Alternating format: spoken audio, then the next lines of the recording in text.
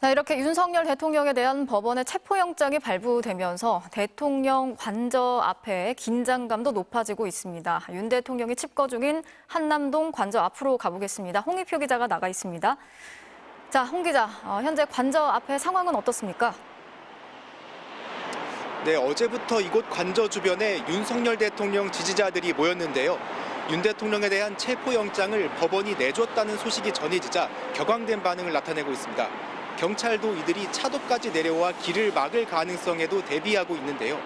반면 관저 앞에서 윤 대통령에 대한 체포를 촉구해온 측에선 한때 한화가 터져나오기도 했습니다. 충돌이 빚어질 가능성이 있는 만큼 경찰 인력도 추가로 보강 중인 걸로 보입니다. 2024년의 마지막 날인 오늘 현직 대통령에 대한 법원의 체포영장 심사가 하루 넘게 이어진 끝에 결과가 나온 건데요. 윤 대통령은 아직까지는 체포영장 발부에 대해 입장을 밝히진 않았습니다. 다만 어제 변호인단을 통해 법원에 내란 수사권 없는 공수처의 체포영장은 불법이라는 의견서를 제출한 만큼 직무정지 이후 관저에 칩거했던 윤 대통령도 본격적인 대응에 나설 걸로 보입니다.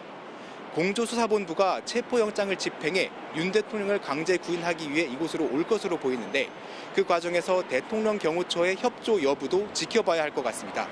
앞서 경호처는 군사상 비밀과 국가 이익을 규정한 형사소송법을 근거로 수사기관의 압수수색을 사실상 거부했습니다.